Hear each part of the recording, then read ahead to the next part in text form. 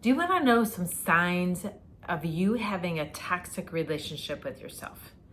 So in this episode of Ask Dr. Jodi with me, Dr. Jodi and Lily, we're going to talk about your relationship with yourself. We're going to get a little raw, maybe. Let's see what comes out.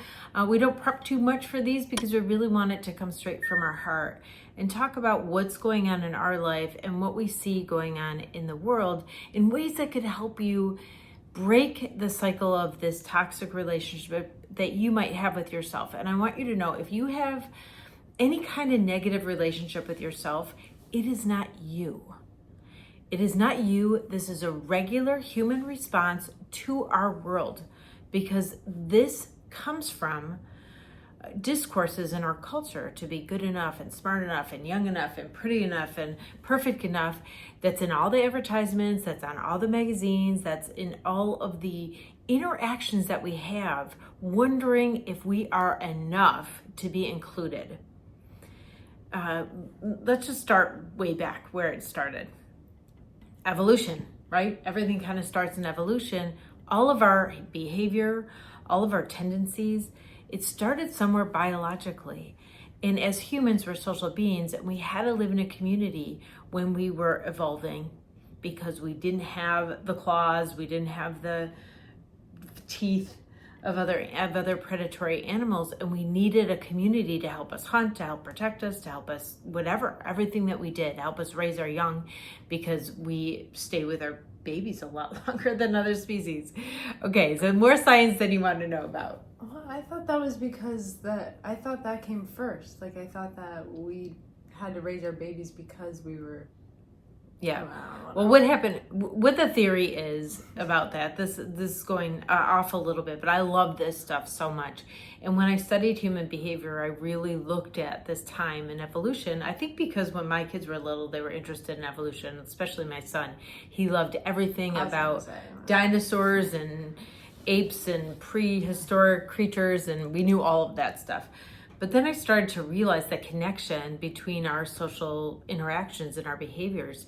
And what they think happened is, because it's a theory, from what we see of remains, we made a theory that eventually our brain got too big to come through a female's, hips, right? So the brain was too big and so it had to develop outside the body.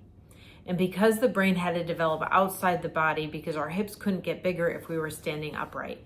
If we were still on all fours, our hips could grow, and then we could have children that were independent within a year or so. But because we stood upright, our hips had to be smaller. And so the size of our brain had to be smaller at birth than it was later in life. And so it takes a long time to grow our brain. So that's why humans are different than any other animal, that we parent for a very long time.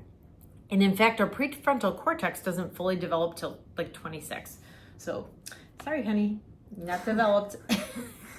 It's developing. So you have something. It's not like nothing. I feel underdeveloped. Yeah, that's good. And that could be great if you embrace that you're underdeveloped, but really try to use this time to develop and do trial and error of different decisions in relationships and in opportunities and in challenges that you have with yourself. That's great. It's a great time to do that.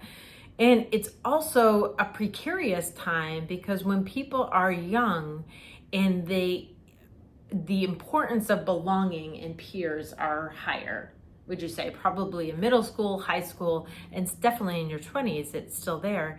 The need that having a sense of belonging is so important, that this toxic behavior comes out because it's something that you value and it's really important, so you're really worried about losing it, and so you're overcritical with yourself. Now, all of us in Western culture are overcritical with ourselves, but it's a little bit harder when you're younger, because that peer relationships are so important.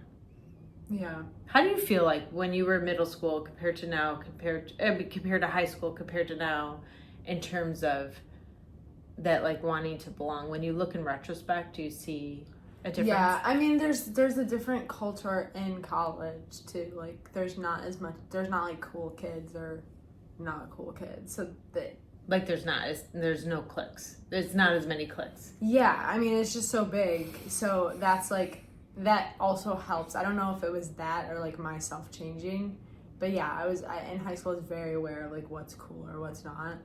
And then when you go to college, it did help to like, well, you just find your people instead of like whatever. But I don't know. It's tough because theater is a little different, and just like I'm in school for acting, so there are cliques in theater. Still, I think that'll always be there. I think that's there in the entertainment industry, like in general. Yeah, because people have these higher standards, higher and higher standards. What do you mean? Well, people have higher standards of beauty or success. Oh, in the entertainment business? Yeah. In some businesses, you have a little bit more pressure to... Also, so much of the industry is like connections and like networking. And so there is like a social part of that. So it's kind of hard to tell. It's like, it's shifted, but I know that in general, the college transition into college is kind of like, oh, you don't have to worry about being cool. You just like find your set of people. So that's interesting. Yeah, that's cool. All right. Is that what you're asking? Yeah, no, that was exactly it. And so, and then also in this culture, I feel like young people at Generation Z, they're calling out toxic behavior, and they're witnessing it and calling it out, maybe with themselves, with other people. And so there's a more of awareness to denounce it or separate themselves with toxic behavior. Maybe that's social media influence. What are some like examples of toxic behavior? That's a good question. That's what we probably should have said in the beginning of the episode. Okay, so some examples of being toxic with yourself is definitely negative self-talk. So negative thoughts that you might have. Okay, yeah. Now, this comes from biology, because our brains evolved for millions of years to solve problems all day long. And so we have this capacity to have a lot of thoughts, and we don't need them as much. With modern conveniences, we don't need all those problem-solving features, and so we have to kind of make up our own problems. We can survive on our own now. I mean, it's good to be with community, but like we're not gonna be eaten. Yeah. If we. Yeah. So right. So you're not in the woods with a threatening animal as much. And actually, it's unfortunate. I think there's some problems with living alone. We have smaller and smaller households in the U.S. Mm-hmm. And so I think that has a detrimental effect on our mental health, because if you were living with multiple generations, or if you were living with a lot of people, you don't really have much time by yourself. And being isolated is not really good for our psychology. It's not good for our emotional well-being at all. Because if you're with other people, you're brought out of your head, that negativity in your head. And there's always problems to solve because there's all these people and everybody has something. So you're constantly using skills and using your brain to solve problems. And people's mental health are better in bigger households, actually. I know you've said that before, that obviously community is so important. But you're also saying right now that we don't need those skills from like evolution times. Yeah. So, but we do need like the skills of being in a community. So how does that help your like toxic behaviors towards yourself? If you like need to be in a community, then you actually need those skills to. Well, you do. I think we think that we need skills to critique ourselves so that we don't get left out, right? We think that we need these skills to critique everything about ourselves that might cause us to be kicked out or excluded from the group. And we are overcritical of ourselves constantly because we're worried that we're going to not be enough to be included. But this is like subconscious. Really, there's too many groups right now. So if you were excluded from one group, there'd be other groups that you could belong to. So it's not the same as in evolution. You had one community that you lived in, one village that you lived in, and there was nobody else. If you were kicked out of that village, maybe another village would take you in if they found you and found you not threatening, but maybe that the chances are so slim.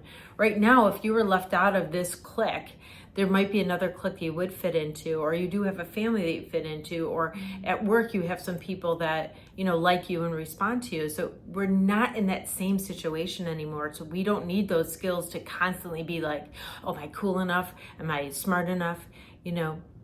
But we have these high expectations that we have, that we think that there's these standards that we have to measure up to, and that we're in a fishbowl all the time, in this fishbowl, that everyone's looking at us and judging us, and really they're paying attention to their own like behaviors and worries about if they're being included or not. So this is where our toxic behavior comes from. It comes from our culture. Like I said, it's a regular human response to our culture, but also if we've had bad experiences in our life, if we've had trauma, this is definitely a trauma reaction, and it compounds it. I have a question. Yeah. I'm all for I'm all for having a positive relationship with yourself, like not self-criticism, but there are, like, I think sometimes in order to fit in, you're nicer, or you're like, you might think something mean, or you're like, I don't want to, like, subconsciously you're like, oh, I'll lose this friendship if I say it.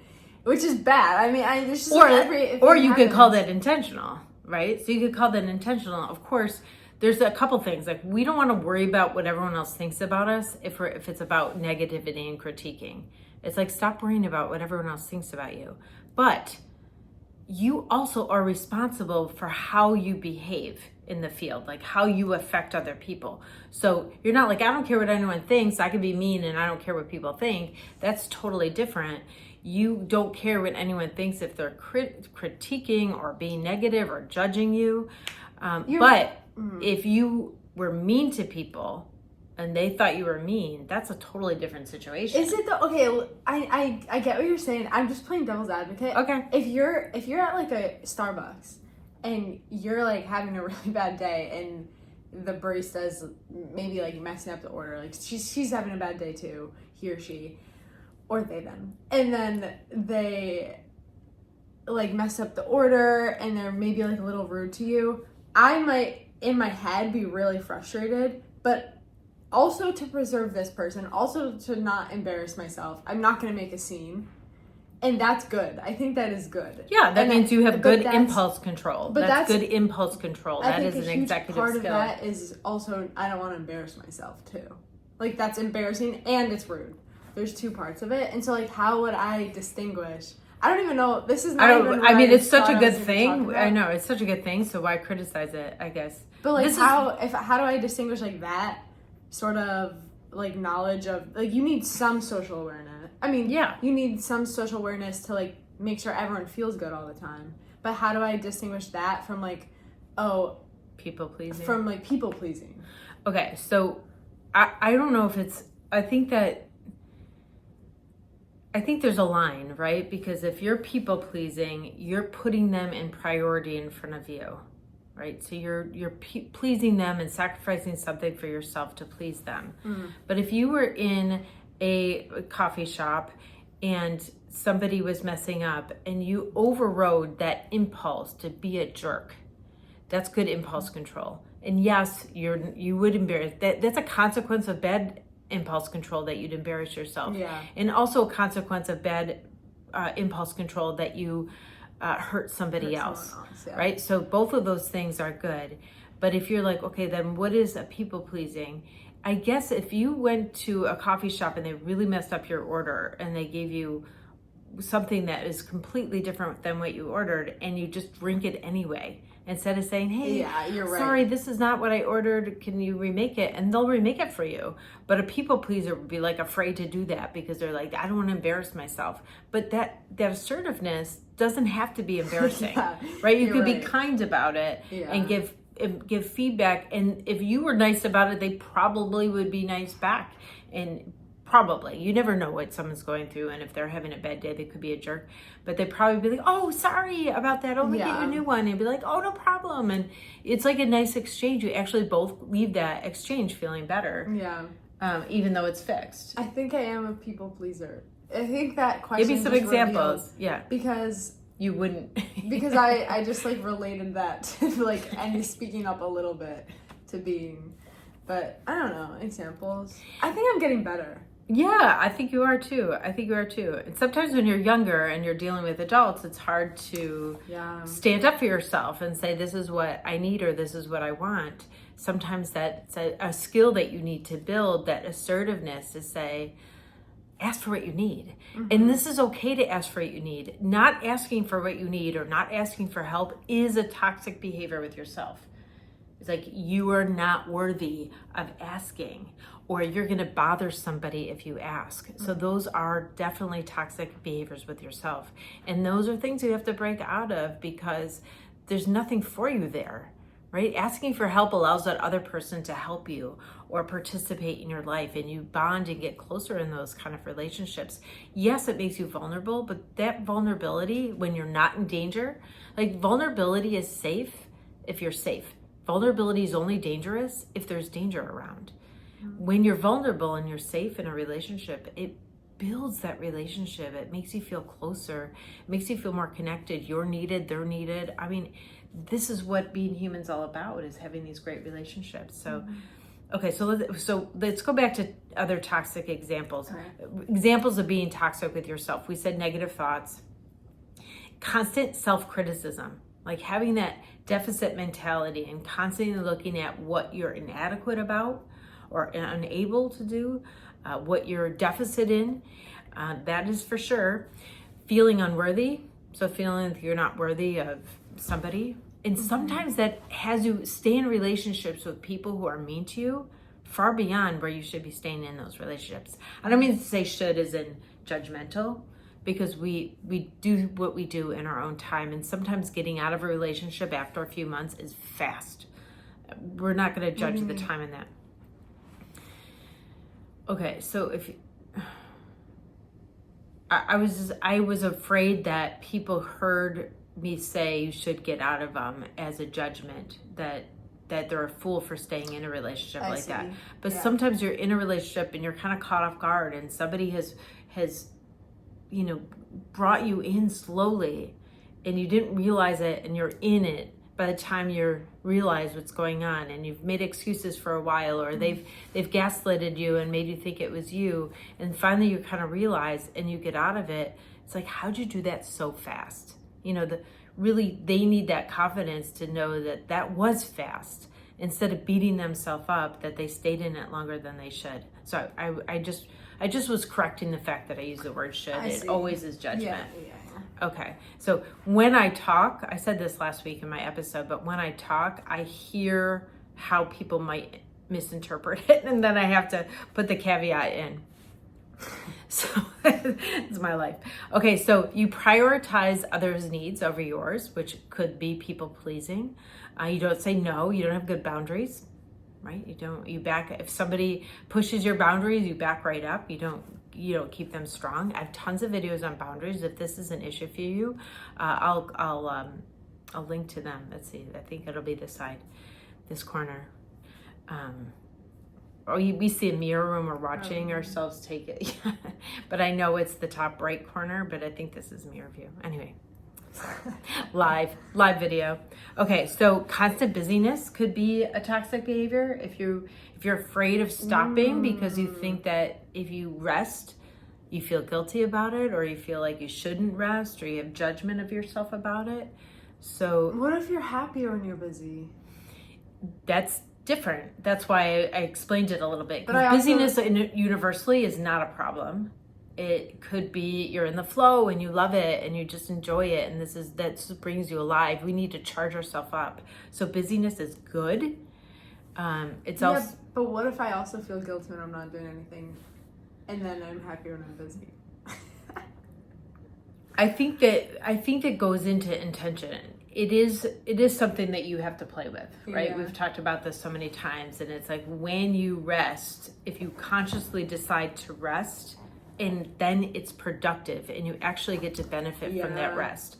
And so I always talk to you about that. When you're resting, if you plan it, I'm going to rest till this time tomorrow, during this time period. I'm going to rest. You actually get more out of it because you're not judging yourself, because that's productive. Like, you could check it off your list if you've planned it.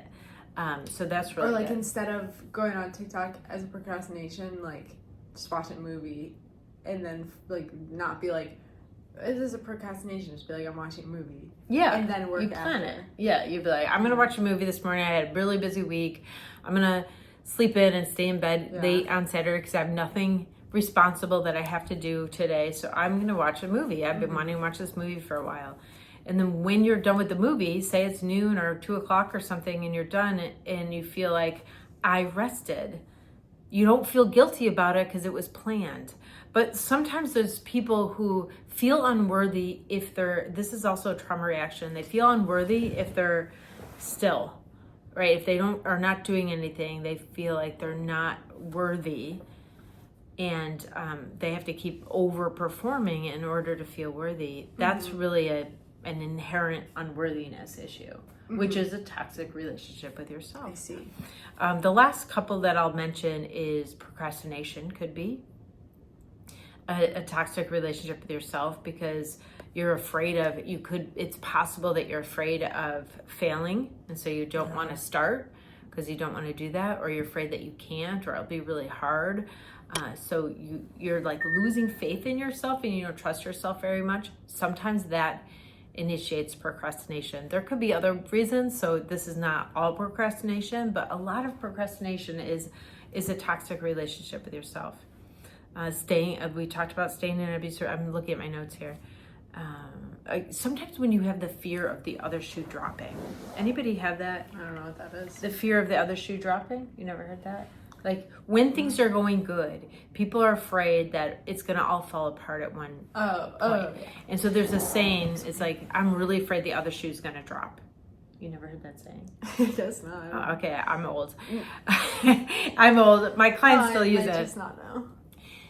That is also a trauma reaction, but you feel like whatever is going to happen, you're not going to be able to handle it, so why try? What's the use of trying? It's just going to turn out bad anyway. And so you have a conclusion. You don't even know what's going to happen yet, but you have a conclusion of the end that's going to be a failure, and so you don't even try. So some signs of it are a lot of guilt, over apologizing. Do you do that? Yeah, I've been getting better though. Yeah. I do. Yeah, that was more when you were younger. Yeah, I also apologize. So, okay, one issue that happens is that I'll apologize for something that, like, if someone bumps into me, I'll apologize, and then they'll be like, it's fine. And then I'll be like, well, it wasn't actually my fault. But, I mean, you don't say it to him, you say that in your head. Yeah, in my head, obviously in my head. Yeah. But, yeah, so then I've stopped, like, apologizing for stuff like that because I'll get kind of annoyed. But no, that might just be like living in New York for 3 years. When you're aware and look at that behavior and thinking, is this serving me or is this not serving me? Yeah. And that awareness is the first step that we're going to talk about next. So let's talk about a little bit what you can do to have a better relationship with yourself. Number one is self-compassion. Self-compassion. Yeah. And you know what? I really feel like this should be taught in middle school, self-compassion, because people are like, well, how do I do that? Do you know how to have self-compassion? Like, how would you explain that to somebody? Self-compassion, I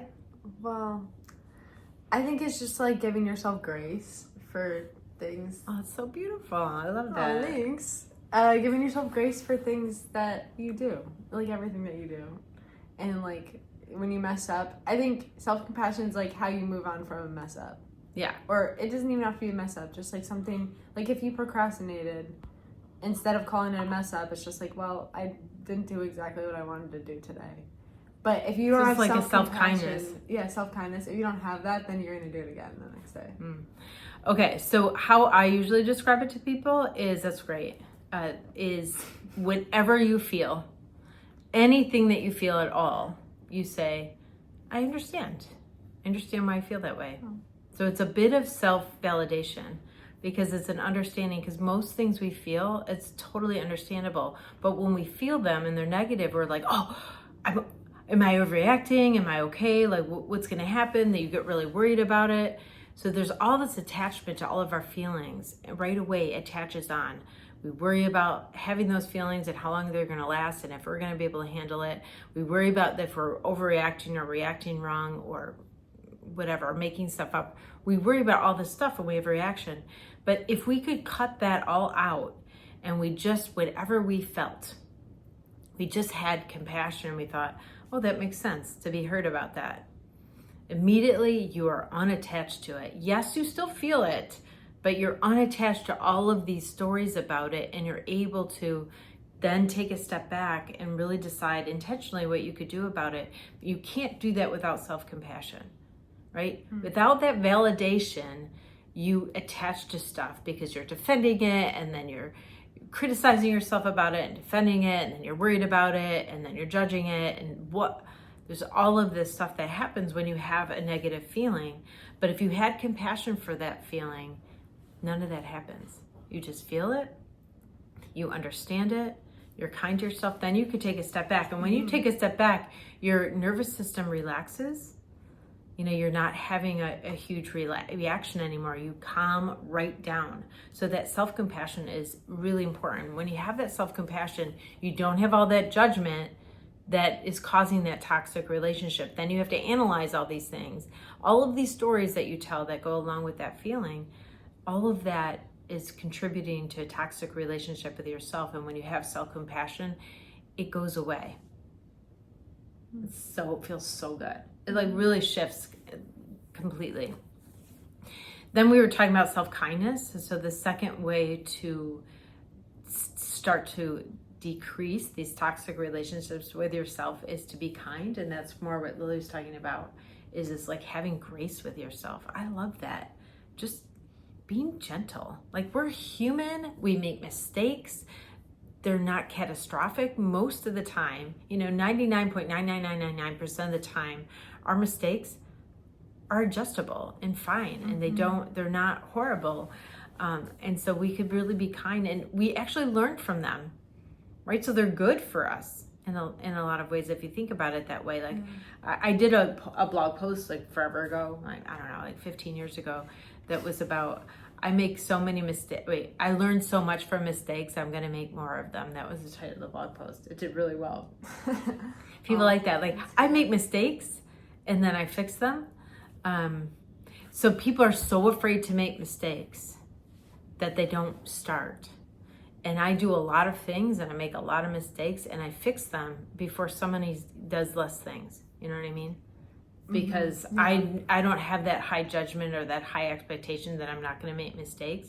So I do stuff, I make mistakes, I fix my mistakes. I'm still way ahead of the game. So I don't mind making mistakes too much. Okay. Get on the no train. Say no sometimes and set boundaries. Learn how to set boundaries, because that is going to really shift your relationship with yourself. If you don't set boundaries with other people and let them take advantage of you, let them have power over you, let them whatever, manipulate you, you're always going to feel bad about yourself. And so having boundaries is really important. Two more really practical things I want you to do if you want to shift that relationship with yourself. Every day, every night, before you go to bed, write down 3 things that you did that day. This is the ultimate in building a trusting relationship with yourself. Seeing yourself as somebody who's skilled instead of seeing yourself as somebody who is inadequate. We go through the day and we do our stuff, and after we get a job done, we think about all the things we didn't get done yet. We don't even stop and pause and celebrate the things that we did do. That probably is the biggest secret to happiness, is to celebrate the things that you did do, because that invigorates you and gives you energy for the next things. You start to build that relationship with yourself. You start seeing yourself as skilled. You're starting to notice. If you notice all of the things that you're deficit on, if that's all you notice, which is this is what we're doing in today's day and age, is everyone's noticing all their deficits. It's cultural. It's not you. It's not you that's negative, it's cultural. We have this deficit mentality in our culture, and it comes from marketing, it comes from things to try to point out what you're powerless about, what you can't do, what you're inadequate about, because that's how they sell products.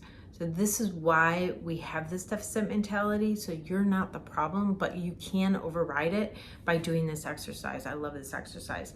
And the last thing is you could go ahead and grab my card game. My redirect card game is you're rewriting your negative thoughts to positive thoughts. So I have this, they're flashcards, and there's negative thoughts on the front. Ants are automated negative response, ants, A-N-T.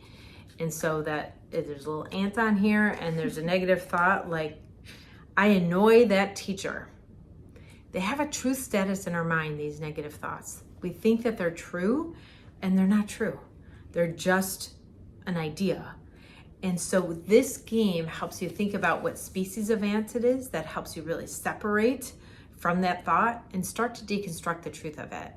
And then you try to rewrite it. And on the back, there's an example, because there's a lot of ways to rewrite something.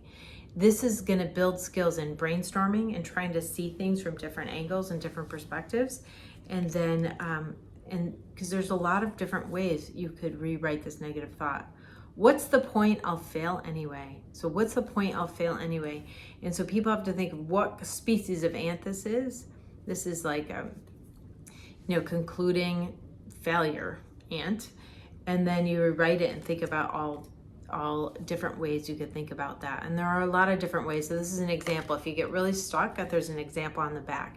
And here's this one. If the goal is achievable, I have a chance to succeed. I'll feel better about myself and learn something if I put the effort in, even if it doesn't work out for me this time. So it's really shifting that negative thought to other ways to think it. And the negative thought's quite thin. It's like a truth. It's like one way. It's limited. There's nothing to do. But when we rewrite it, it's unlimited in ways that we could go forward with that. And when you have that limited thought, you just don't try. But when you change it, it makes a huge difference. Yeah, do you like the game? Mm-hmm. Lily's seen it for like a year. We've had it for a year. But you could get it on Amazon, or I linked it below in my Shopify store. So so that's there for you. So happy that you spent this time with us in this episode. I'm so glad we're on live every Monday at 8 p.m. Sometimes it's just me, sometimes Lily joins me, and sometimes we have a call-in guest. If you want to be a call-in guest, I do live coaching right on air. You don't even have to have your face on there. If you want to stay anonymous, that's okay. So come on over to my website, jodiaman.com/live. You could sign up to be an insider in the show so that you get to know what topics are coming up. And also, you could sign up to be a call-in guest, and I'd love to have you. All right, well, we'll see you next week. Bye. Bye.